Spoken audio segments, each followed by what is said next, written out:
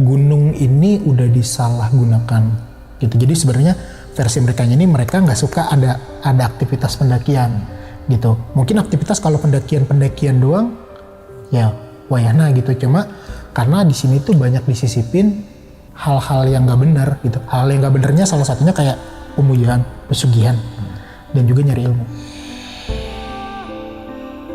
Ya, jadi dia tuh cerita bang, jadi kayak salah satunya tuh termasuk aktivitas mesum.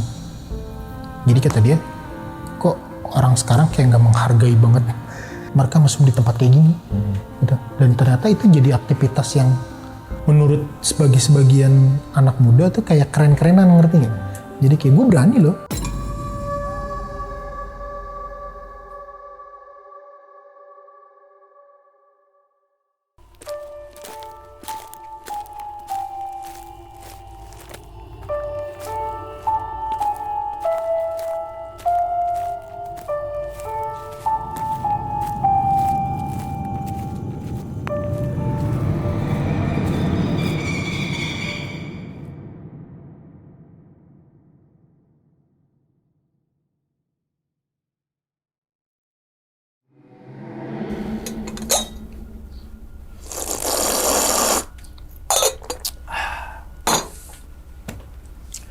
Assalamualaikum warahmatullahi wabarakatuh. Kembali lagi bersama gue Sumar Adi Wijaya atau biasa dipanggil Umang dalam segmen Ngopi Horor. Ya teman-teman semua, pada video kali ini nih atau pada kesempatan kali ini lagi dan lagi gue tidak akan membawakan sebuah cerita dan namun menghadirkan narasumber yang tentunya mempunyai pengalaman mistis ataupun pengalaman horor. Nah di samping gue ini udah ada Bang Taufik. Waduh, Abang, gimana kabarnya Bang? Alhamdulillah baik. Sehat Bang ya? Alhamdulillah sehat juga nih Bang.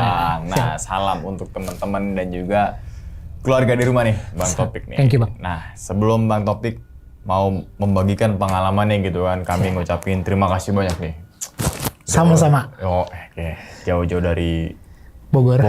gitu kan, yang udah menyempatkan waktunya, yang insya Allah banget nih teman-teman semua di balik pengalamannya Bang Taufik nanti teman-teman semua bisa diambil pelajarannya dan juga bisa diambil sisi baiknya gitu Bang ya. Betul. Oke Bang, kalau boleh tahu nih Bang, kan jauh-jauh nih dari Bogor gitu kan. Pengen berbagi kisah saat di mana sih Bang? Oke, kalau cerita sih banyak ya gitu. Karena kan masih aktif explore lah kita masih. Cuma gue mau sedikit cerita tentang pendakian gue di Gunung Sagara. Oke, Gunung Sagara berarti Garut ya? Garut. Gitu kan. Cuma mungkin emang agak kurang familiar kali gunungnya ya. Oke, Kalau di oke. kalangan pendaki gitu. Karena emang termasuknya gunung pendek sih. Cuma 2000 sekian gitu. Yang salah satu dari Garut lah ya. Garut. Cuma memang view-nya Agak oke banget sih. Menurut gue oke banget view-nya. itu tahun berapa itu Bang kejadian itu Bang? Itu 2021 kayaknya. Gue after nikah sih soal itu. Oke, 2021. Cuma gitu masih ya. kondisinya masih pandemi itu, gue inget masih akhir-akhir pandemi. Oke, pandemi sebelum akhirnya normal. Sebelum gitu akhirnya ya. normal, soalnya itu masih sempat puncak itu masih sempat ada PSBB soalnya nggak Buka bisa tutup lajur. gitu Masih ya. buka tutup. Oke. Nah, Gitu. itu pendakian total berapa orang itu Bang?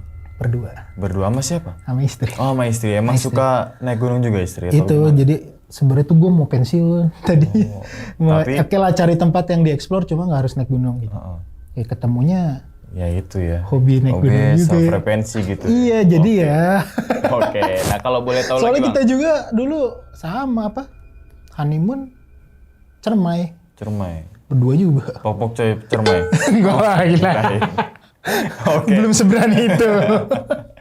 Oke, dan kalau boleh tahu Bang, intinya tuh ngalamin kejadian apa sih Bang di Gunung Sagara tuh sampai akhirnya masih berkesan sampai saat ini? Iya, salah satu paling berkesan sih ini. Jadi gue tour guide Bang. Pekerjaan gue tour guide sampai sekarang gue masih tour guide, masih sering nge-guide-in orang lah gitu. Tour leader juga. Nah, cuma gue baru ngerasain itu, gue naik gunung di-guide-in sama sesuatu yang nggak kelihatan sama kalian gitu. Jadi itulah pertama kalinya gue ngerasain di-guide-in sama makhluk halus. Oke, berarti tour guide Di-guide-in. nganggetin Iya. halus. Baru gue Tuh si ngerasain. setan nih bawa ransel gak Bang? Enggak Sama lah. bawa toa gitu. Ya anak-anak nih sebelah sini ada ini Dia gitu. lenggang ganggu. Oh enggak gitu ya. Ini ada ini anak-anak enggak ya? Enggak. Cuma kan orang kalau bicara setan identiknya serem. Enggak. Ini lucu. Lebih ke wibawa. Oh baru bawa. Wibawa. Jadi gue nggak tahu ya. Gue nggak pernah ketemu setan yang kata orang kuntilanak mukanya hancur, pocong, mukanya kalau nggak hijau hitam. Enggak. gue selalu ketemu mereka dalam versi mereka yang menurut gue menyenangkan. Oke, gokil juga nih. Oke. Maksudnya bukan yang lu nongol kuntilanak mukanya hancur serem gitu. Enggak ya? Enggak, atau kayak pocong kan orang bilang ke pocong kalau mukanya kalau nggak hitam hijau. Hijau. Di Gitu. sini ada pocong pink nih. Oke. Bang, Kita mungkin agak tahan sedikit dulu kali fail. Bang ini. Boleh, Bang, Bang. ya. Dan tanpa berlama-lama lagi kita langsung masuk aja ke dalam ceritanya. Ngopi horor segera dimulai. Bang Taufik, diminum dulu Bang, silakan Abang. Oke, siap. Kopinya Bang. Wah, lu Enak kan kurang. Bang?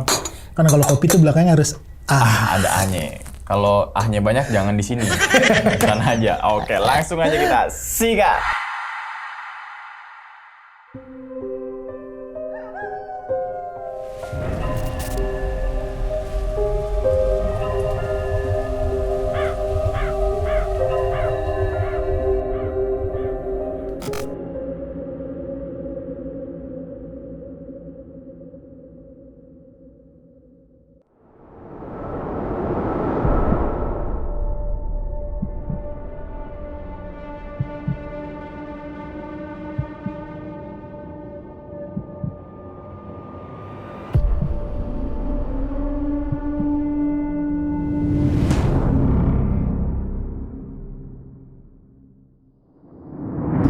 Oke, jadi gini teman-teman, nih makasih banget ya Sama-sama. Bang Umang buat undangannya, buat ngisi. Gue kesini, gue lu, nggak apa-apa kali? Nggak apa-apa. Oke, jadi gue mau sharing lah, cerita tentang pendakian gunung yang intinya baiknya coba dicerna, jeleknya dibuang lah gitu. Karena makhluk yang begitu nggak bisa diremehkan, tapi juga nggak perlu ditakutin yang gimana-gimana Bang. Gue indigo dari kecil Bang.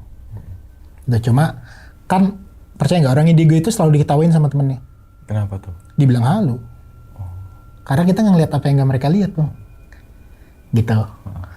Nah, singkat cerita gue mau cerita satu pendakian. Jadi gue itu pernah naik ke Gunung Sagara. Gunung Sagara itu adanya di Garut. Itu ketinggiannya 2000 sekian lah, gue lupa. Di pendakian itu gue sama istri gue berdua. Kita bener-bener naik berdua nih. Kita pendakian malam gitu. Emang istri gue agak unik. Jadi kalau pergi itu nggak pernah ngomong. Pokoknya dia cuma siap-siap packing, kita jalan ke sini. Gitu. Sama kejadiannya gitu juga. Karena bini gue cuma ngomong, ini ada gunung, keren nih view-nya kata dia. Gue lihat gunungnya, oke Sagara. Pemandangannya cakep. Karena kalau kita dari puncak itu kita ngelihat danau di bawah. Nah ini danau ini nanti punya banyak cerita nih. Yang diceritakan sama orang yang nge-guide. Bukan orang ya, sama makhluk yang nge-guidein gue. Dia udah cerita banyak, salah satunya tentang danau ini. Jadi kalau lo ngeliat tuh kayak ya ala-ala Rinjani lah. Jadi di puncak itu lo bisa ngeliat di bawah danau, pemandangan jajaran gunung terus danau. Ada sih dokumentasinya, nanti coba gue share. Gitu. Cerita kita prepare biasa, packing segala macem, dan lo nggak usah nanya yang bawa barang siapa, pasti gue. Gitu. Kita berangkat, kita motoran Bang.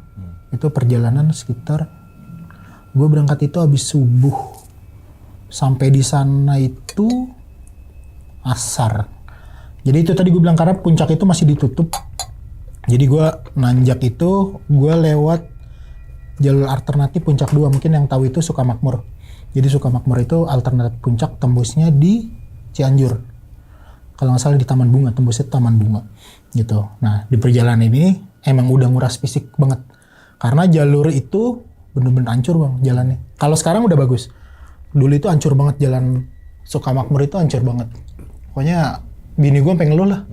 Kok ini gak nyampe-nyampe sih gitu. Kayak kita banyak debat di jalan lah. Gitu. Terus bablas kita lewat Cianjur, Bandung istirahat. Gue makan siang tuh di Bandung. Kita sambil, bini gue hobi kuliner. Jadi kita sambil kulineran juga di Bandung. Jalan bablas, kita sampai di Garut itu pokoknya sekitar 2:30. 2:30 sore, terus jalan lagi bablas sampai ke titik pendakian. Titik pendakian itu kita nyampe asar, karena gue sempat sholat asar di base camp. Jadi Sagara itu kayaknya belum dikelola banget. Waktu itu belum dikelola banget karena nggak ada simaksi, nggak ada apa-apa, cuma datang nih ada parkiran sama warung. Itu jalurnya cuma satu karena Sagara itu jalur pendakiannya lu harus ngelewatin perkebunan masyarakat dan itu lumayan panjang. Jalur perkebunannya itu lumayan jauh lah, sekitar 1 sampai 2 jam lah, 1,5 jam lah kalau agak cepet. Di bawah itu emang si apa ya, bukan pengelola, mungkin yang ngejaga di situ itu udah ngomong, bang yakin mau naik? Berdua doang kata dia. Iya berdua doang kata dia, cuma kalau perlengkapan sih insya Allah lengkap gitu. Dan malam kata dia, nggak istirahat aja terus nanjaknya besok pagi. Tuh, cuma karena punya agenda lain lagi, akhirnya kita paksain udah tetap enggak, kita mau berangkat. Gitu. Terus sebenarnya udah ngasih tahu takutnya ada apa-apa karena kan khawatir gitu. Kayak di Gunung Gede Pangrango aja kan minimal 3 orang gitu. Kalau berdua tuh terlalu riskan gitu. Cuma ya emang satu, mungkin gue udah terbiasa juga gitu naik gunung berdua, atau bahkan gue juga pernah naik gunung sendiri dulu. Ya udahlah, kita beraniin aja. Prepare barang-barang yang nggak perlu, karena gue cuma nakar nyampe sana, nginep malam, terus pagi kita summit, bablas turun. Artinya kan gak usah bawa, terutama baju gue gak usah bawa terlalu banyak gitu. Gue cuma bawa seperlunya, oke. Terus nanjak di jalan ini udah dari pos pertama ke pos kedua yang gue bilang karena kita harus ngelewatin banyak perkebunan, itu udah nguras fisik banget gitu. Nah sampai pos 2 itu udah mau maghrib, ingat udah mulai gelap kok. Terus ada tanjakan, gue lupa nama tanjakannya bang, cuma tanjakan itu emang begini, lumayan ekstrim lah. Nama tanjakan kan masih begini? Iya, enggak derajatnya. Oh, kalau gitu turunan. agak lumayan inilah, derajatnya agak lumayan oke lah. Kalau di gunung gede kayak tanjakan setan lah, modelnya gitu. Gue tanjakan cinta apa gitu namanya. Gue udah sadar tuh pertama di situ. Gue sadarnya apa? Gue nyapa orang nih, turun, tapi stylenya pendaki gitu. Pendaki cuma nggak bawa keril gitu.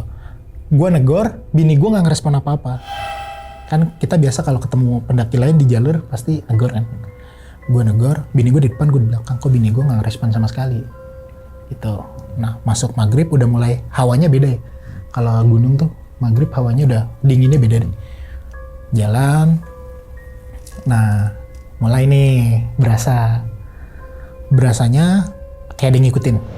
Itu standar banget nih kalau kita lagi posisi capek badan, fisik, terus dihantam dingin.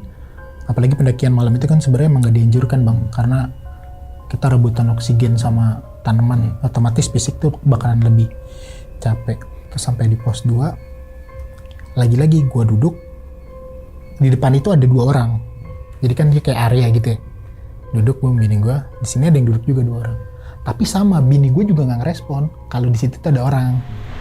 Nah gue mulai nangkep dong. Ya gue bilang gue jadi orang yang sering ngeliat yang begitu lah. Cuma ya gitu karena visualnya nggak seperti orang-orang yang bilang setan tuh pocong, setan tuh kuntilanak, wewe gombel segala macam gitu. Bentuknya orang kok gitu. Artinya gue nggak terlalu yang gimana-gimana. Biasa istirahat, kita sholat dulu. Gue kalau naik sama bini alhamdulillah sholat teratur deh gitu. Bini gue tuh ketat banget masalah sholat. Itu yang tadi gue bilang, gue digaetin. Jadi nggak lama jalan, itu ada kakek-kakek, mukanya wibawa banget sih, gitu. Cuma kalau menurut gue, kan kalau di gunung itu jin atau jin lah gue bilangnya, bukan setan karena nggak semuanya jahat gitu. Jin itu semakin puncak itu semakin tinggi level ilmunya, gitu di dunia mereka. Gitu. Nah, feeling gue ini bukan jin ecek-ecek. Karena kelihatan kok gitu. Dia datang, yang lain nih, yang 2 tadi aja tuh mundur. Nyingkir lah. Kebetulan posisinya bini gue jalan di depan, gue di belakang. Masuk ke jalur itu, pas nih nyamperin. Tak itu kalau gue gambarin, paruh baya lah ya. Udah lumayan sepuh. Rambut juga udah banyak yang putih. Kalau Jawa Sunda itu kan ada namanya totopong bang. Totopong tuh kain yang biasa dililit di kepala. Pakai begituan. Baju hitam, celana hitam, mukanya wibawa, adem banget mukanya. Gitu, artinya itu makanya gue bilang, kalau semua cerita hantu itu serem, kayaknya enggak.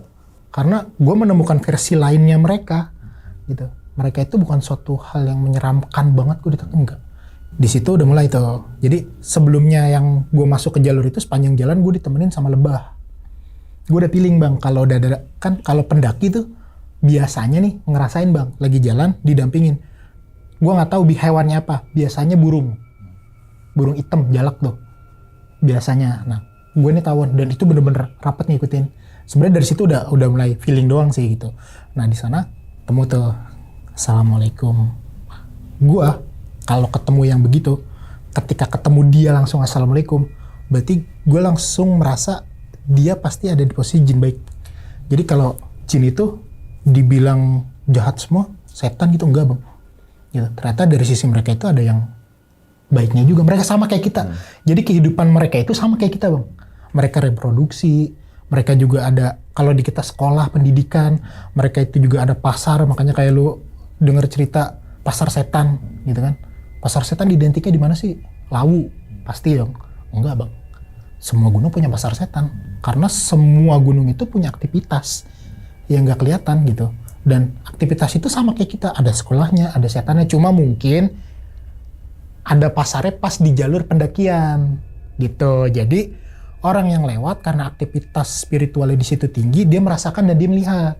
Padahal di semua gunung ada. Gitu. Nah balik lagi ke sosok ini. Assalamualaikum, waalaikumsalam.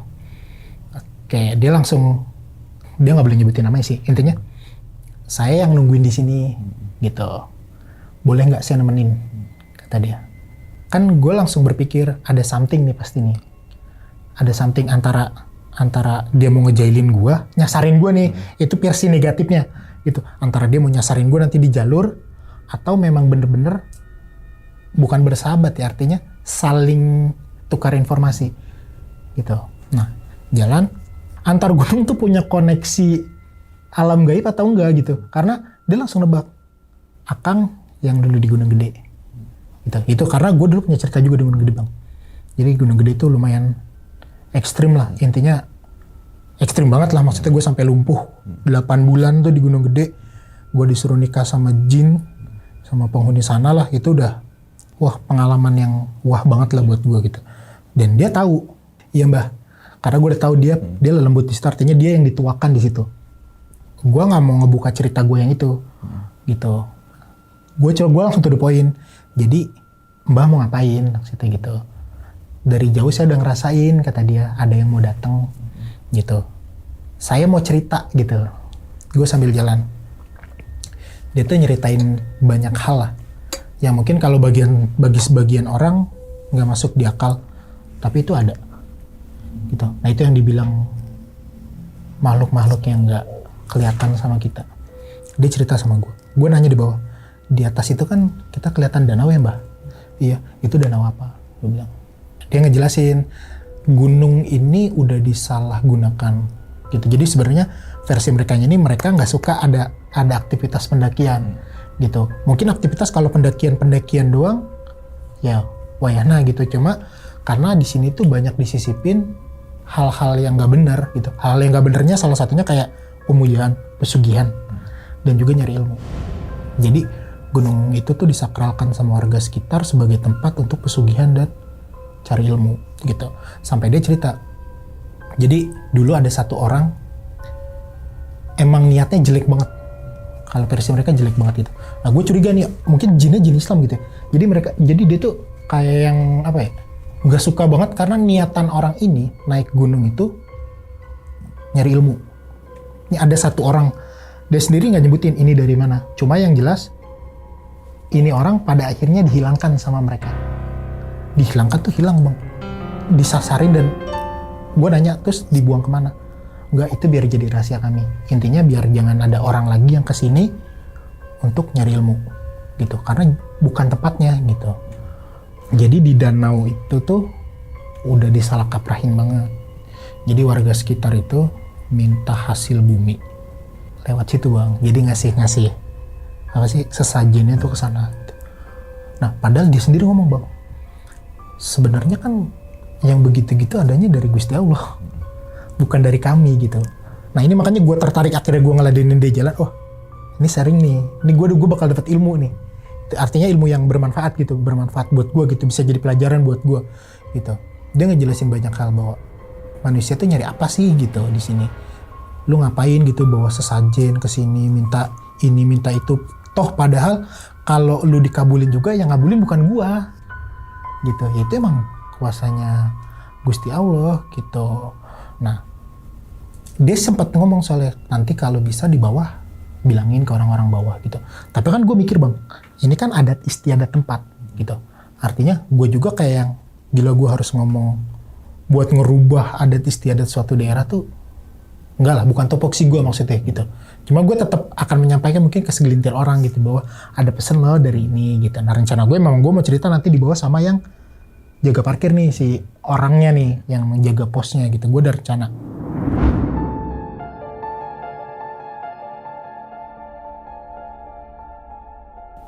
Oke jalan, kita sampai di pos 3, oke nggak banyak ngobrol lah.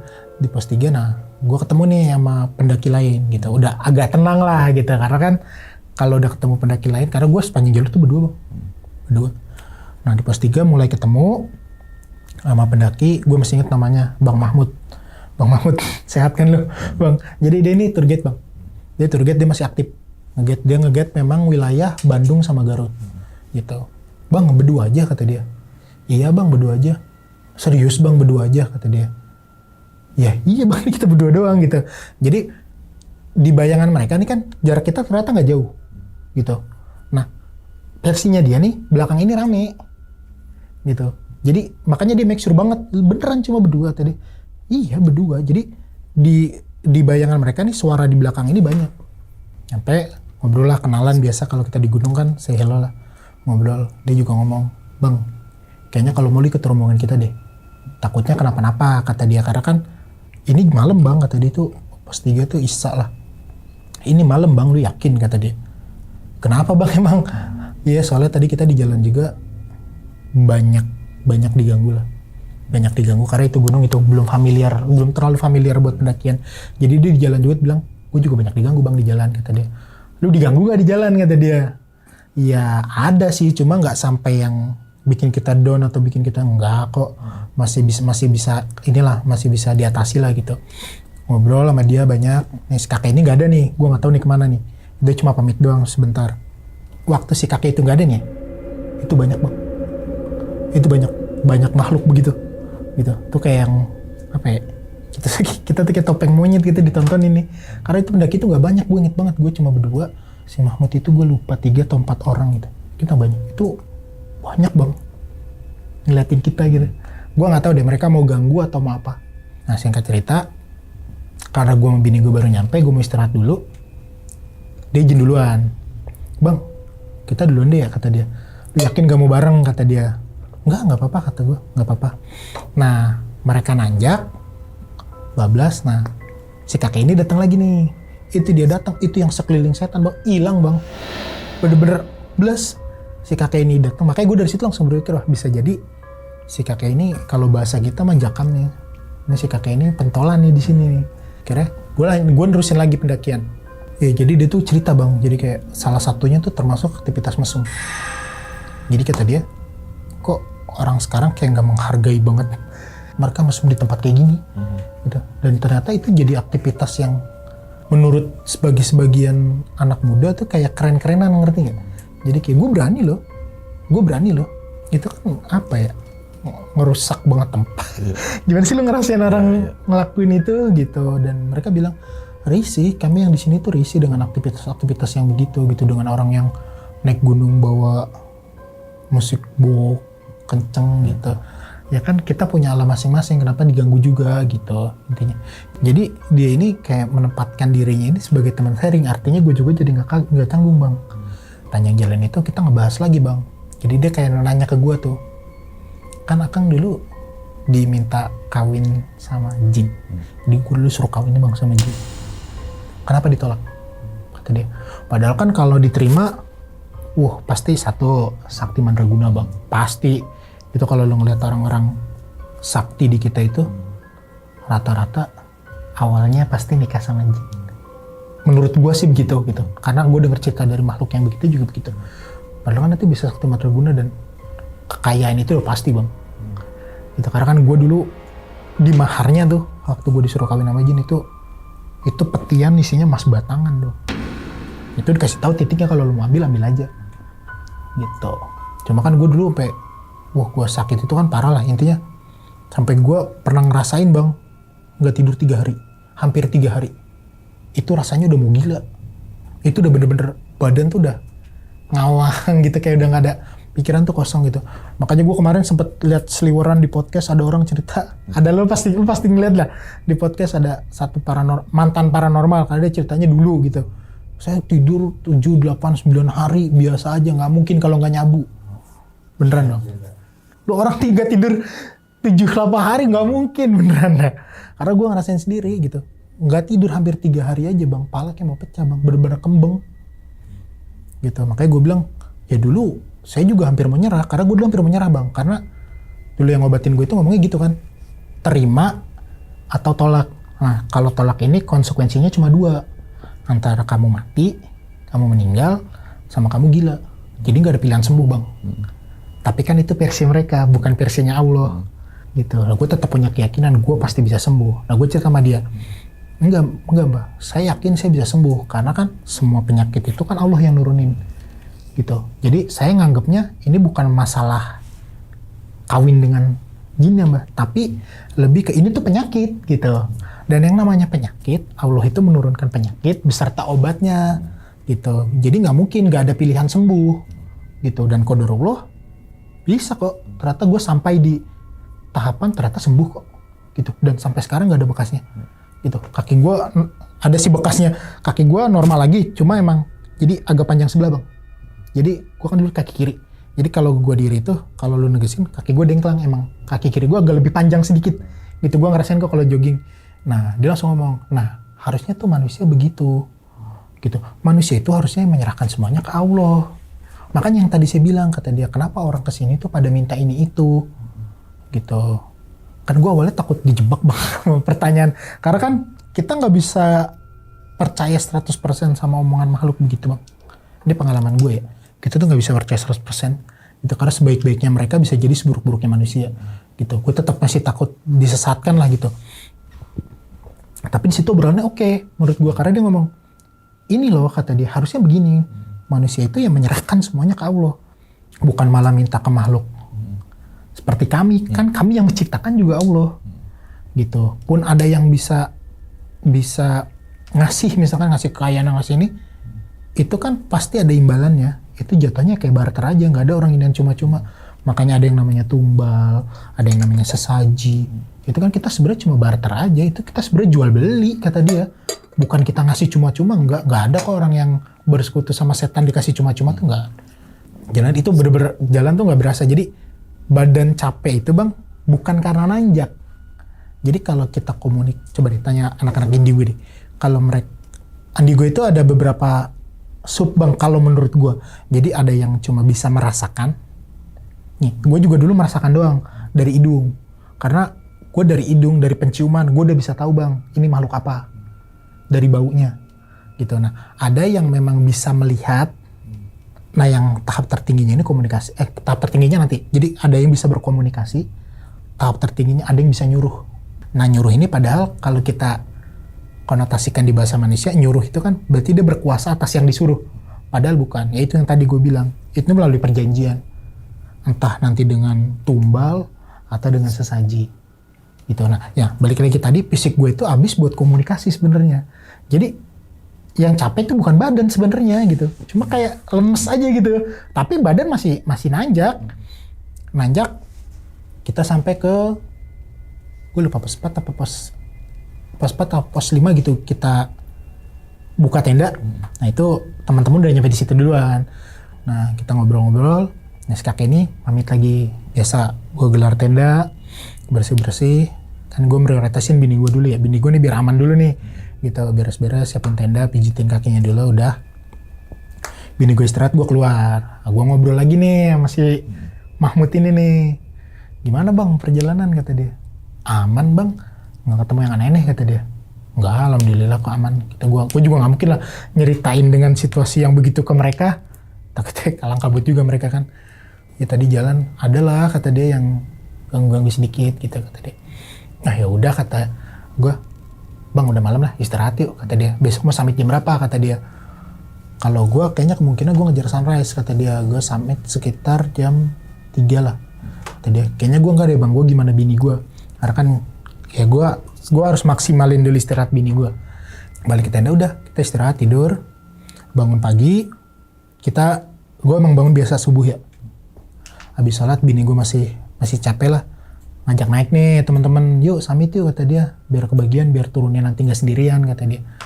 Oh enggak apa-apa, duluan aja gitu, karena gue nungguin bini gue gitu. Mereka nanjak, nah akhirnya gue summit itu berdua doang tuh, gue summit sama bini gue itu jam 6 lewat, kita udah udah sarapan, terus modal bawa air, nanjak. Nah di tengah jalur muncul lagi nih si Mbah nih, gue manggil Mbah ya. Yuk saya temenin sampai puncak kata dia, ntar biar bisa ngelihat Sagara tuh bagusnya kayak apa gitu. Nah dari situ gue langsung nangkep, oh iya ini tuh bagus banget, jangan sampai dirusak. Ini yang ada di tangkepan gue gitu ya. Jalan, jadi kalau udah mau ke puncak itu bang, Gunung Sagara, kanan kiri itu penuh sama yang namanya kantong semar.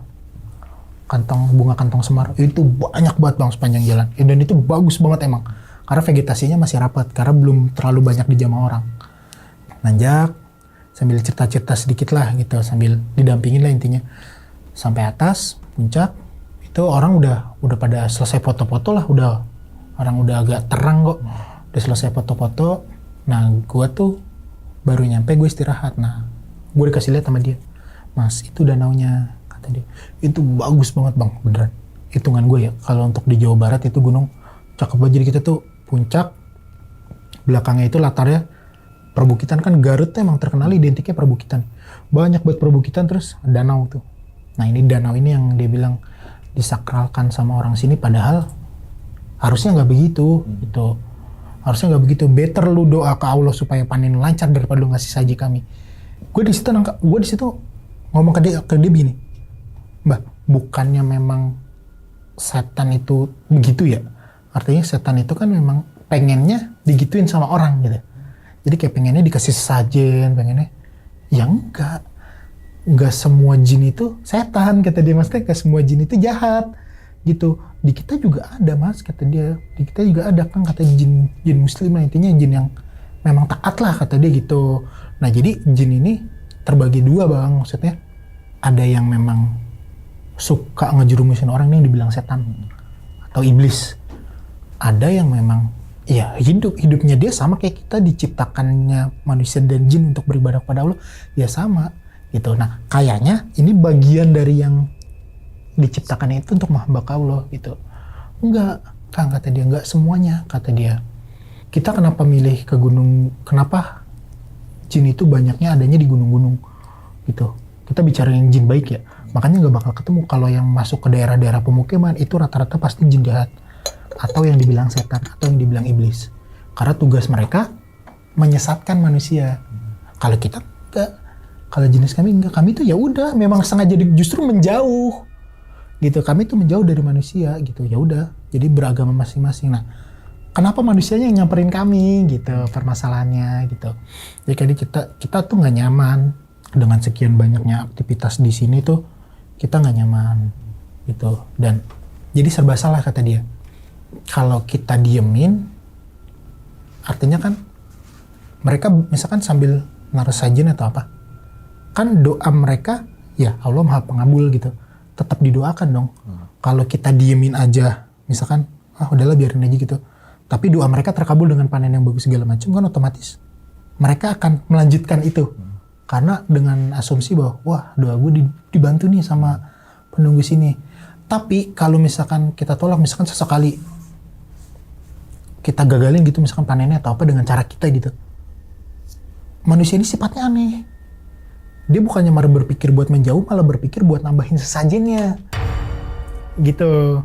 Jadi kita nih ada di posisi yang serba salah gitu. Kita mau ngediemin ini akan terus terjadi, tapi kalau kita sesekali kita cut nih supaya nggak banyak orang, itu manusia biasanya bukannya malah berhenti, malah nambahin varian sesaji bang.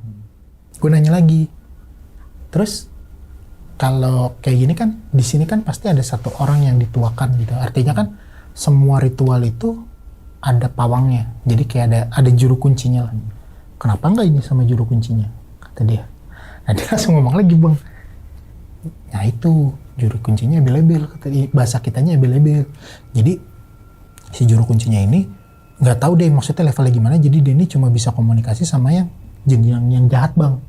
Jadi katanya dia mau berapa kali komunikasi itu nggak masuk. sama si juru kuncinya nih yang biasa mandu masyarakat sekitar lah. Salah satu tokoh, bukan tokoh agama ya, tokoh spiritual. Kalau bisa nanti sampaikan di orang-orang di bawah gitu. Nah itu yang tadi gue bilang gue mau coba deh nanti gue mau ngobrol sama orang di bawah. Kasihkan nih, bini gue kan sambil foto-foto sendiri kan. Udah biasa gue ya kalau udah puncak gunung pasti agenda wajibnya take foto bang. Gue bentar dulu bang. Seperti biasa karena gue nyampe terakhir, gue turun juga terakhir sama bini gue. Sama gue inget banget dulu di Cermai juga gitu bang. Cermai itu karena kan modal nekat kita ya. Berangkat malam, bawa mobil gantian, sampai puncak, sampai base camp Paluntungan pagi, jam 8 langsung nanjak summit. Sama, summitnya telat juga. Jadi gue turun tuh terakhir juga. Itu sama di Cermai juga gue sampai terakhir tuh bareng ranger yang, jadi kalau Cermai itu ada satu ranger terakhir. Dia yang nyapu nih semua pendaki tuh udah harus turun gitu, dia terakhir karena kan Cermai itu maksimal jam 12 kalau nggak salah di puncak ya. Setelah itu harus turun sama nih. Gue sisa berdua. Nah sama nih teman-teman tuh, ayo turun bareng lu. Gue ngeri kata dia, lu berdua doang soalnya kalau ada apa-apa gimana kata dia. Enggak bang, insya Allah aman gitu. Kita lanjut foto-foto berdua.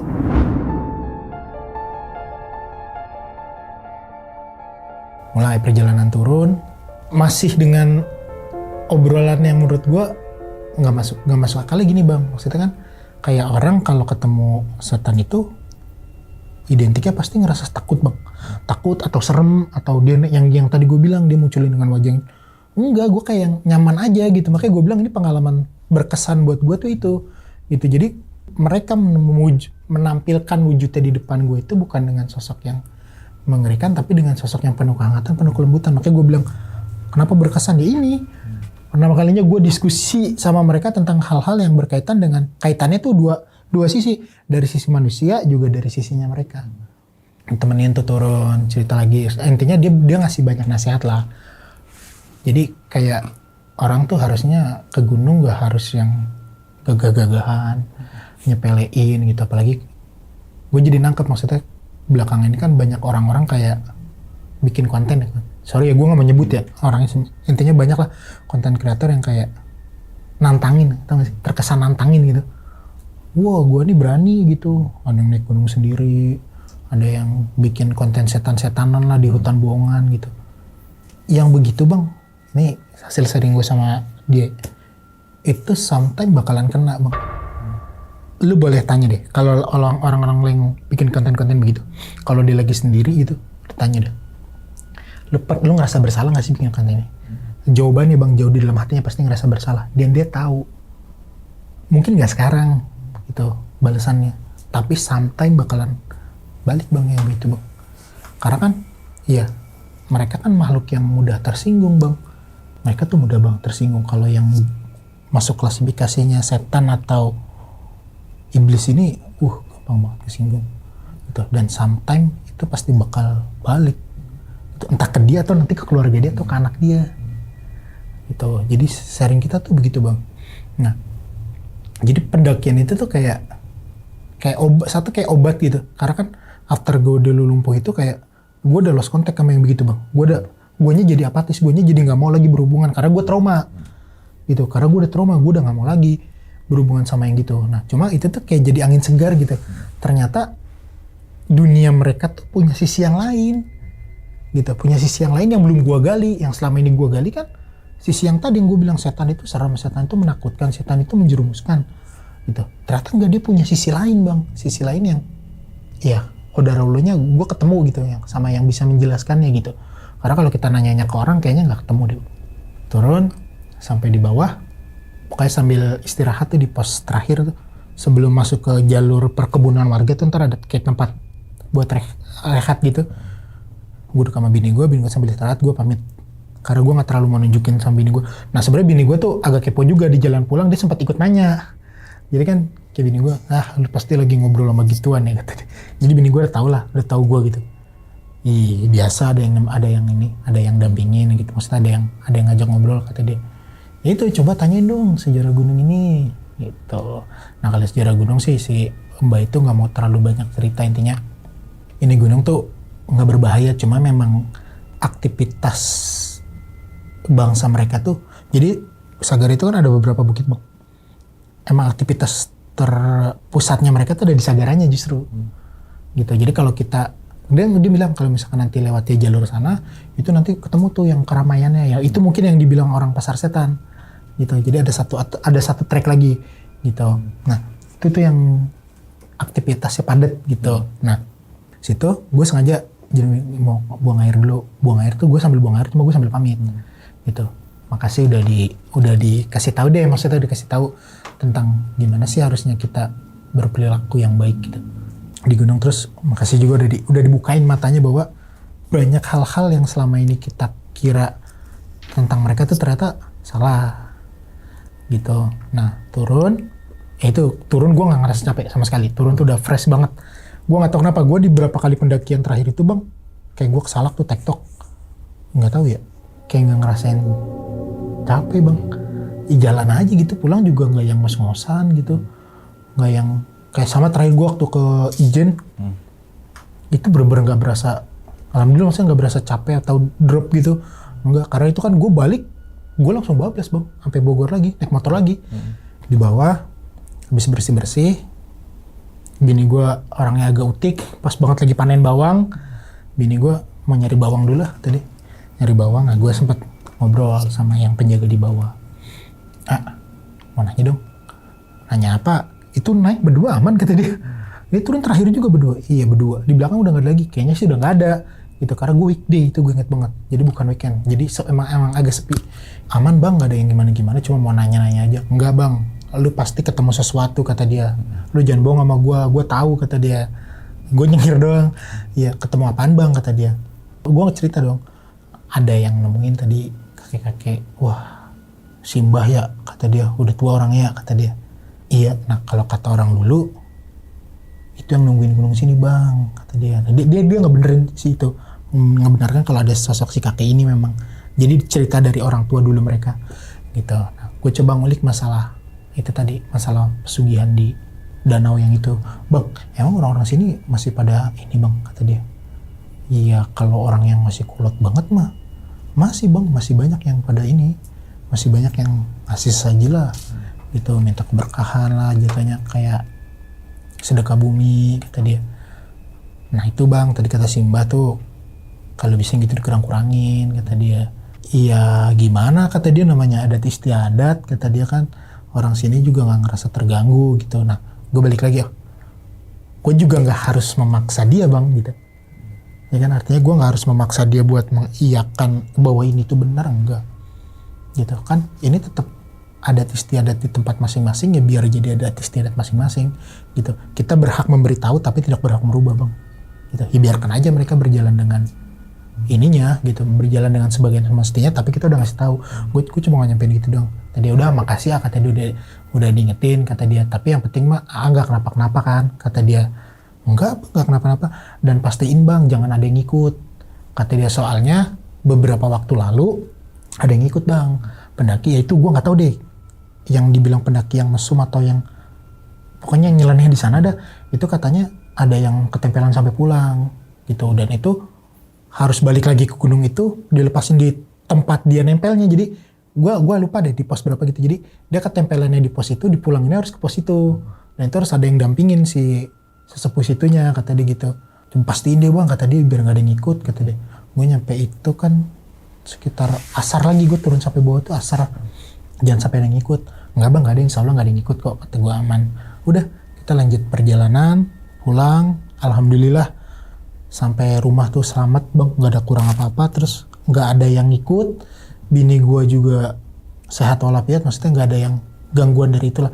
Artinya gue jadi nangkep lagi itu tadi gue bilang ternyata dunia mereka tuh punya sisi baik juga loh gitu bang. Okay. Nah ini sih yang gue mau sharing sih, makanya gue bilang yuk coba ngisi podcast lagi, cuma kayak gue mau ngejelasin loh dari sudut pandang yang berbeda gitu. Makanya gue bilang mungkin kalau orang cerita horor itu daki gunung ketemu setan pasti jadi sesuatu yang horor bang. Nah gue coba menceritakan enggak semuanya begitu gitu, dan ternyata gue pernah ngobrol sama teman gue, ada juga yang begitu, justru dapatnya malah pelajaran gitu. Oke, diminum dulu Bang Taufik. Siap. Silakan. Itu berarti tahun 2021 tuh bang ya? 2021 bang. Di Gunung Sagara. Pokoknya akhir-akhir COVID kok itu. Akhir Covid, oke. Gunung Sagara juga menjadikan salah satu alternatif untuk teman-teman semua misalkan mau naik gunung di daerah Garut selain Papandayan, Guntur, Cikuray gitu kan. Itu kan masuk ke Paguci ya. Iya. Terus masih Taman Wisata Alam. Iya, Taman Wisata Alam. Jadi patut diluruskan bukan SIMAKS itu. SIMAKS itu kan surat izin masuk kawasan konservasi gitu iya kan. benar. Yang dimana masih dalam naungan Taman Nasional, gitu kan. Kalau bukan Taman Nasional ya regis aja daftar dan bayar uang apa ya namanya, Uang permisi. uang iuran atau apalah ya gitu. Uang kerahiman bang, uang kerahiman. Selayaknya kita masuk wisata lah gitu kan untuk mengelola gitu. Nah tadi sebelum gue nanya ke pendakiannya kan abang tadi sempat bilang indigo dari kecil tuh bang. Iya. Dari umur berapa ya bang? Gua pertama kali ngelihat jelas bang, itu gua kelas 5 ke kelas 6 SD. Sekitar 11 tahun ya, 11-12 tahun lah. Itu gue inget banget, pertama kali gue bisa ngelihat ketiplek jelas. Jadi kalau kita sunat nih, kan malamnya pengajian biasanya. Pengajian, besoknya sunat, malam itu pengajian, itu saksi hidupnya masih ada sepupu gue. Jadi sepupu gue itu, gue duduk jadi rumah gue itu ruang tamu, lorong, terus kamar gue. Nah gue pas banget di lorong nih, sepupu gue itu nangis kejer bang. Nangis kejer tapi langsung meluk gue. Tapi tangannya begini, nunjuk ke kamar gue. Itu baru pertama kali gue ngeliat bang, jelas. Jadi pas kelas berapa? Itu kelas 5 ya, kelas 5 ke kelas 6 lah kan. Sekitar umur 11-an lah, 11 atau 11-12 lah. Berarti kan tadi abang sempat bilang ada beberapa subnya itu. Yang tadi penglihatan, terus dan sebagainya tadi abang bilang tuh. Untuk detik ini abang ke sub yang mana tuh? Sub yang mana? Semuanya kecuali bersekutu. Bersekutu. Berarti orang indigo itu bisa berinteraksi dengan... Ada yang bisa ngelihat tapi nggak bisa interaksi bang. Oke. Ada yang bisa merasakan doang. Nah yang kasihan ini yang merasakan doang. Yang merasakan doang ini yang kadang dibully di tongkrongan bang. Tapi bisa gak bang? Orang indigo kan bisa ada tahapan tuh. Ada yang gini, yang tadi abang jelasin. Karena gue nggak paham kan, makanya gue nanya kan tuh. Ada yang bisa berinteraksi. Nah misalkan ketika depan ada setan, terus setan itu tolong dong gerakin hordeng itu. Nggak bisa bang. Kan kita udah berinteraksi. Interaksi doang. Itu kita nggak berhak nyuruh mereka. Setiap suruhan kita itu ada bayarannya. Makanya tadi gue bilang. Bayaran apa tuh bang? Ya itu entah dengan sesaji atau tumbal bang. Misalkan nih. Jadi nggak ada ceritanya orang nyuruh jin kecuali Nabi Sulaiman. Kalau ada orang kesini modern nih cerita, oh gue bisa nyuruh jin buat ini, nyuruh jin buat itu pasti ada maharnya bang. Sekecil apapun. Misalkan tolong dong matiin lampu, setan, tep, saja. Ya elah gitu kan. Iya karena kalau jatuhnya kalau udah interaksi, kalau udah sampai ke itu kan jatuhnya lu udah apa ya, udah berteman, bersekutu mungkin gitu ya. Gitu kalau menurut gue sih. Oke, nah ternyata juga Gunung Sagara katanya banyak yang disalahgunakan ya. Iya. Ada yang pesugihan. Karena itu mungkin gunungnya, kan kalau orang di kita ini cenderungnya gunung makin tinggi makin keren, makin angker lah gitu. Jadi kalau gunung yang, apalagi gunung nggak populer itu kayak yang buat lucu-lucuan doang. Jadi naik gunung tuh ya biasa kan, pakai lepis, sepatu ket, kadang ada yang sandal jepit. Iya. Berarti ada pesugihan, terus oknum beberapa nyari ilmu, orang lah, nyari kesaktian. Terus kemudian ada juga yang oknum pendaki yang melakukan tindakan asusila di situ. Iya. Gue rasa nggak cuma Gunung Sagara sih kalau melakukan betul. asusila. Di gunung manapun Ada. Naik gunung berdua belum sah. Nah itu pasti deh. Iya. Jangan jauh-jauh. Yang familiar aja di daerah puncak kan. Iya kan? Gudangnya. Iya kan gitu kan. Maksudnya gimana mindsetnya tuh harus maju gitu. Bukan berarti gue pasangan gue naik gunung berdua aja, satu tenda dan sebagainya gitu kan. Kadang gue berpikir gini sih. Kenapa oknum-oknum pendaki yang notabene kata si makhluk gaib itu ngotorin tempat mereka, kenapa nggak si oknum pendaki itu entah disasarin, nah ini bang, dan sebagainya. Ini agak sedikit unik nih gue bahas ya. Gue nggak tahu deh lu setuju atau enggak, ini orang lain setuju atau enggak. Jadi setiap wilayah gunung nih itu tergantung wilayahnya bang. Jadi kayak kita Jawa Barat nih. Lu pernah denger hal ekstrim apa sih tentang pendakian Jawa Barat dibanding sama gunung-gunung Jawa Tengah atau gunung-gunung Jawa Timur? Jadi kalau gue ngeliatnya bang, kultur warga sekitar juga kayak mempengaruhi punishment gitu, kayak mempengaruhi punishment dari si ininya gitu. Kayak coba lu misalkan melakukan asusila di Gunung Lawu lah misalkan, atau di Raung, kebayang gak lu punishmentnya dia gitu. Dan itu gue yakin banyak kejadian sebenarnya, cuma nggak kepublis gitu. Nah Jessica kita tadi ngomong, jadi kayak ada yang ketempelan gitu, ada yang cuma dikasih peringatan lah, dikasih warning lah gitu. Nah balik lagi nya gini, kan gue ketemunya ini, gue nggak tahu bang, ya yang tadi gue bilang ini jin itu versi Islam atau gimana gitu. Jadi kayak yang punishmentnya tuh ya itu lu bilang, nggak yang gimana-gimana gitu, cuma ngerasa risih, cuma kayak yang gue mau ngebales ya buat apa juga gitu.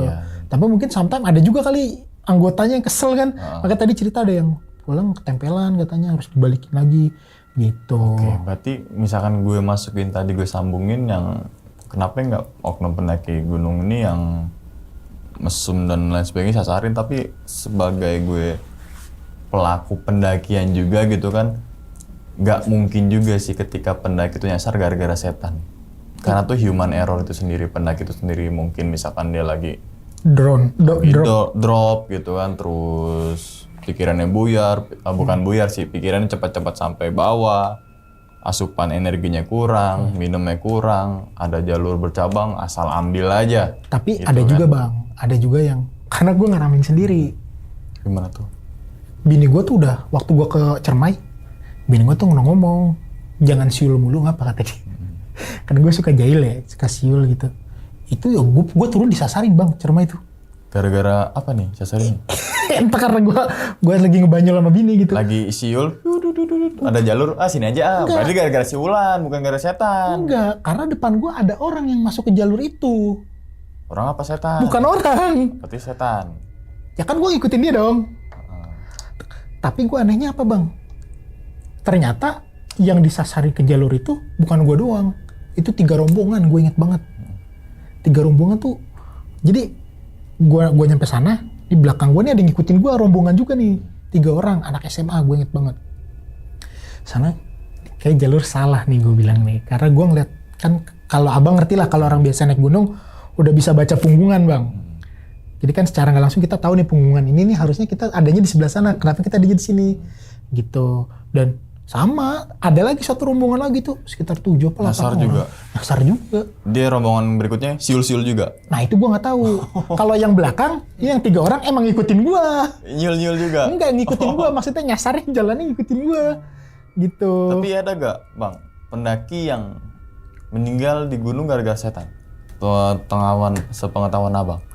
Ini sepengetahuan gue ya.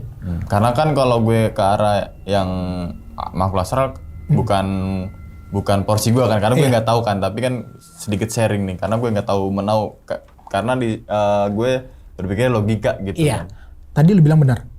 Banyak yang zong di gunung itu karena human error. Karena memang psikis. Psikis ini paling nentuin bang, bukan fisik. Menurut gue psikis. Mental nih. Mental gitu. Jadi ada juga yang memang bener disasarin. Yang tadi gue bilang, ketika niat dan tujuan dari awal dari bawahnya naik itu udah nggak bener. Entah dia mau pesugihan, entah dia mau nyari ilmu. Jadi kayak nyaru aja gitu. Kayak gue baru nonton film kemarin, Sekawan Limo. Itu kan cerita tentang pendakian nih, gunung. Itu kan salah satu pendaki, itu ngegambarin bang, salah satu pendakinya itu tujuan naiknya karena nyari ilmu. Gitu. Dan itu yang biasanya disasarin. Dan selebihnya memang banyak di human error kalau menurut gua. Berarti kalau tujuannya nyeleneh, berarti sebenarnya tuh asal muasal sebabnya dari diri dia sendiri. Diri dia sendiri. Misalkan dari nih, gue malu nih naik gunung. Misalkan gue mah naik gunung aja kan, lo malah apa namanya ada mohon maaf Ada misalkan maksud gitu lain. ya, misalkan nih ambil contoh ada maksud tertentu, pasti ada aja trouble itu ya. Oh, berarti dari diri sendiri kan, niatannya.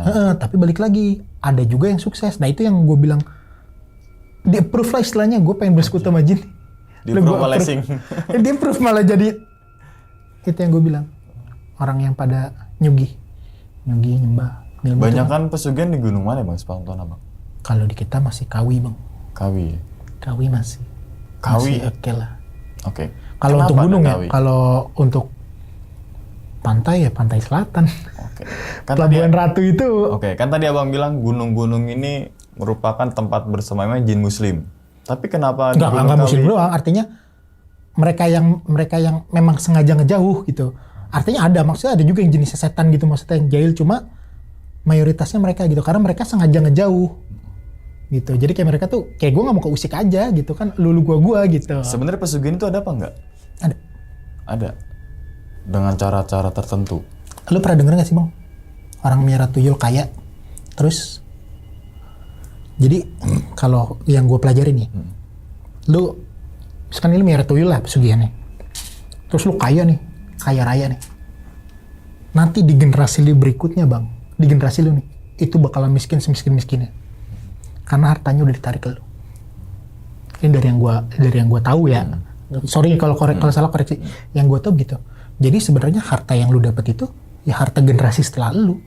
Makanya suka ada istilah 7 turunan, ya kan? Itu setelah turunan lu tuh ditarik semua ke lu. Dan nggak akan kaya. Tetap mati miskin-miskin juga. Dan kebanyakan matinya tetap dalam kondisi miskin. Maksudnya dia kaya nih, kaya. Tapi ada satu kejadian nanti yang tetap dia matinya itu dalam kondisi miskin, bang. Ya berarti tetap ininya kekayaan tuh nggak dibawa mati. Ya gitu. enggak lah, bang. Iya kan, mau kaya untuk apa sih kan gitu kan, pesugihan untuk apa sih gitu kan, mungkin ada maksud tujuan tertentu bagi orang-orang yang memang otaknya tidak berpikir untuk kedepannya gitu kan. Iya kan, simpelnya gini bang. Iya mau kaya kerja keras, udah itu mah udah rumus dasar banget, paten gitu bang. Jadi Gak kerja keras juga bang, kerja keras, kerja enak, kerja cerdas, kerja ikhlas, sama kerja biar enak, hasilnya berkah. sama kerja enak. Kerja enak kapan tuh? Oke, terlepas dari pesugihan tadi abang jelaskan, Gunung Sagara, gunung apalagi gede yang tadi abang sempet itu gitu kan. Dalam rentan waktu 3 tahun belakangan dari peristiwa itu gitu kan, ke sana lagi gak? Atau mungkin ketemu si Mbah itu lagi di gunung yang lain? Enggak lah, gua sama bini gue punya kebiasaan gitu bang. Kita kalau udah jalan satu tempat, udah Stop. kita move on, kita cari venue lain gitu. Jadi after itu gue masih nanjak, gue masih ke Tapi gak ke Gunung Sagara? enggak, gue masih ke Ijen, masih nge-explore lah, gue sempet nge-explore Jawa Timur juga, sampai ke Baluran, sampai Berarti untuk explore malah gak kapok gitu ya? enggak. Iya kan? Kadang enggak ketemu alasan kapok bang, Iya. nggak ketemu. Makanya kan gue bilang serem nih versi siapa gitu. Mungkin kalau versi orang ayo, gila lu ndaki gunung ditemenin setan, scary dong. Gitu. Tapi nyatanya gue yang ngejalaninnya enggak kok. Kalau Dan gue gue sih- hampir di semua tempat memang ketemu jenis mereka gitu. Dan tapi balik lagi mereka menampilkan, mereka tuh nggak yang seperti orang-orang bilang. Kayak tempo hari nih gue baru dari bulan Januari atau Februari kemarin gue ke Pulau Seribu. Pulau Seribu itu kan ada, gue Pulau Tidung. Tidung itu ada tidung besar, tidung kecil. Tidung. Tidung. Kumis. Mata, Jadi di Pulau mata. Tidung kecil itu ada makam bang. Jadi ada makam, gue lupa namanya. Bilangnya orang sana Panglima Hitam. Makamnya udah panjang banget. Itu masih ada sampai sekarang. Gitu. Gue pertama ke sana itu 2000, gue STM 2010 atau 2011 gitu. Gitu. Itu gue masih cemen lah gitu. Tuh gue kesana tuh ketemunya serem lah, maksudnya hawanya gitu beda. Nah terakhir gue kesana nggak yang gimana gitu. Gue cuma ngeliat sosok mbah-mbah doang lagi nyapu di pinggiran makam, ya kan. Gue cuma nanya bini gue, lu ngeliat nggak? Nggak, oh berarti ini. Tapi balik lagi ke guanya udah nggak menafsirkan itu suatu hal yang menakutkan bang. Jadi kayak biasa aja gitu, kayak ketemu yang makhluk, ya kayak ketemu kita aja orang gitu. Dan gue udah nggak pernah diganggu yang ekstrim atau Oke, kalau menurut gue sih tafsiran gue, naik gunung ketemu setan nggak horor. Lebih horor itu ketika naik gunung nggak bawa frame tenda. wah lebih horor bang, nagih utang. Iya, ya kan. Berarti kalau kesan horor ini bukan semata-mata hanya ketemu setan dong. Horor itu kan. Iya, Makanya horor kehabisan itu harus logistik tuh lebih garis ngeri di gunung lo bang. bawah. Iya kan, Daripada daripada ketemu setan. ketemu setan gitu Iya, kan. mendingan ketemu setan gue daripada kehabisan logistik. Berarti setan kadang Bisa misalkan kita dijadikan kambing hitam. misalkan kita nih, kan tadi abang bilang kalau kita nyuruh setan tuh ada saji. Ada Atau ada ada timbal baliknya. persembahan gitu Ada ya. timbal baliknya. Misalkan ketika naik gunung jebret kehabisan logistik, setan tolong Permasalahannya lu bisa atau enggak. Oh, iya.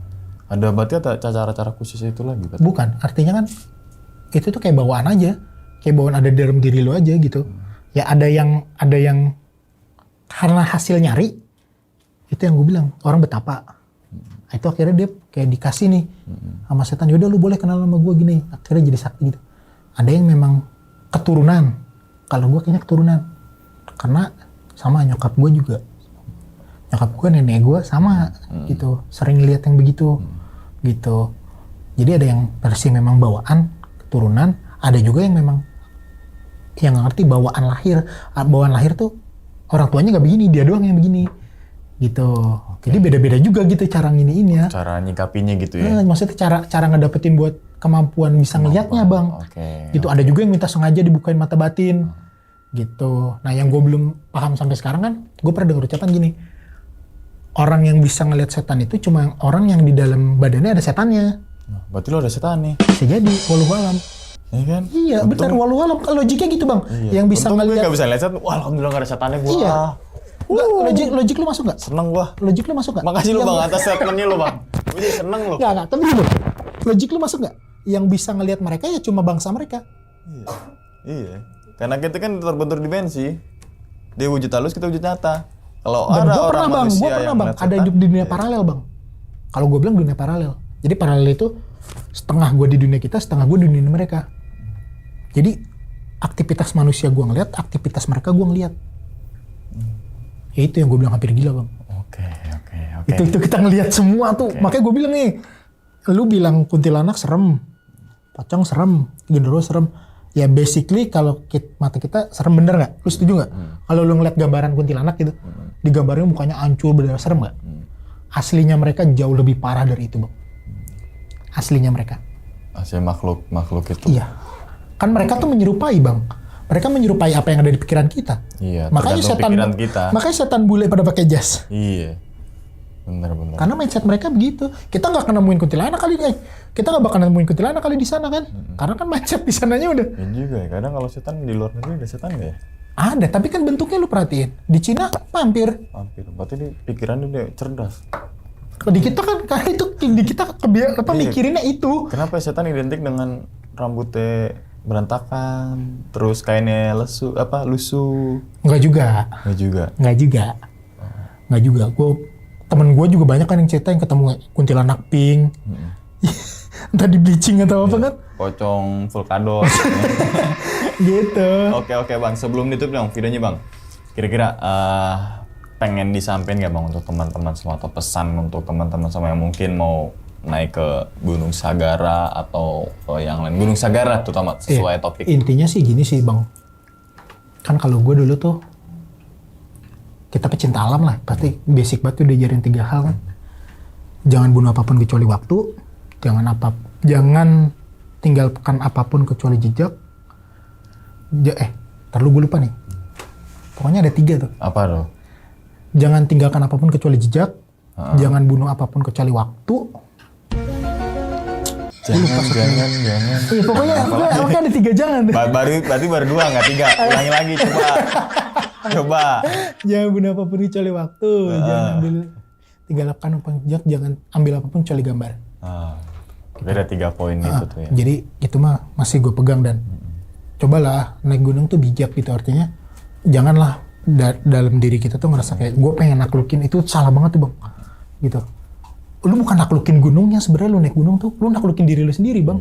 Setuju nggak? Yang lu taklukin tuh bukan gunungnya, yang lu taklukin tuh diri lu sendiri. Gitu. Kenapa gue bilang gitu? Kalau lu bicaranya naklukin gunungnya, teman gue ada bang yang pernah istilahnya naik ke Kerinci. Kerinci kan lu tahu dong, perjalanan panjangnya hutannya aja seminggu.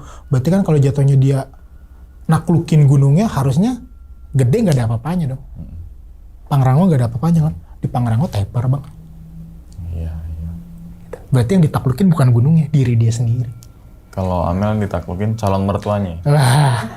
Ya harus ditaklukin sama Amel. Gitu ya. Gue ada ajiannya loh. Nanti ditulis aja bang, taruh di dompet, ya kan? Iya gitu sih kalau menurut gue. Jadi kayak pendaki tuh udah harus mulai bijak lah. Dan terutama gue gak setuju banget sih sama konten-konten yang nantangin. Serius deh, gue sharing nih sama lu ya gitu. gue yang pernah coba berkomunikasi sama mereka tuh, jangan pernah deh nantangin yang begitu, serius. Even lu nggak kena sekarang gitu, tapi lu pasti dalam hati kecil lu udah ngerasa ini bakal ada balasannya. Lu tanya sama diri lu sendiri gitu, dan itu nyata, lu bakal kena nanti batunya. Oke. Serius. Jadi intinya adalah jadi Ya saling menghargai itu indah lah intinya gitu, Iya, Bang. iya. Saling menghargai itu indah. Urusan dia, urusan mereka, urusan kita. Kita naik gunung nyari happy, udah nyari happy, ngapain nantang-nantangin? Iya. Sampai bikin konten segala macam, mau bikin setan-setanan bohongan. Oke, berarti intinya adalah pesan yang pengen disampaikan itu adalah jadi pendaki yang bijak, cerdas, lah. bertanggung jawab juga ya, gitu kan. Bukan cuma sama diri sendiri, tapi sama lingkungan juga, Iya. sama orang lain juga. lain juga. Makanya selalu gue bilang tuh kalau naik gunung ya siap dan jaga sih sebenarnya. Ya. Siap itu apa ya? Tadi siap mental, fisik, perlengkapan, pengetahuan dan lain-lain. Ketika kalian udah siap, baru naik gunung, baru kalian jaga. Jaga itu banyak, jaga teman, jaga keasrian dari alam itu sendiri, jaga ekosistem gunung itu sendiri, Jaga jaga logistik. sumber air sendiri gitu kan. Jaga Jangan jaga ketersediaan pasangan logistik. orang lain. Nah, baru tuh jangan jangan ya kan. Sakit Itu bisa ujungnya. sakit itu naik gunung jadi porter ya kan. Iya. Kamu Sampai- kenapa? Ya kan sampai bawa Yang digandeng beda. iya diblokir ya kan itu. Pengalaman, Bang. jangan tuh. Oke. Pengalaman. Suwe. Oke, sekali lagi terima kasih banyak nih ya. Siap. Bang Topik nih udah membagikan pengalaman ke Gunung Sagera yang gunung di salah satu kota wilayah Garut ya. Garut. Wilayah Garut ya. Semoga Bang Topik sehat selalu Bang ya. Amin, Bang. Banyak rezeki Sama-sama. dan Bang Umang juga. sukses lah ke depannya gitu kan. Siap. Amin. Dan untuk teman-teman juga kan semoga sehat selalu gitu kan, banyak rezeki dan sukses. Raihlah mimpi setinggi mungkin karena itu kan mimpi itu kan gratis. Jadi Ambil ambillah yang tinggi paling dan paling mahal. Paling mahal gitu kan. Oke. Sekian dulu teman-teman semua pada video kali ini dan kan video-video gue berikutnya. Hal gaib itu muncul ketika sugesti kita buruk. Wassalamualaikum warahmatullahi wabarakatuh. Selamat beristirahat. Bang Taufik, makasih banyak nih. Alhamdulillah. Bungkus.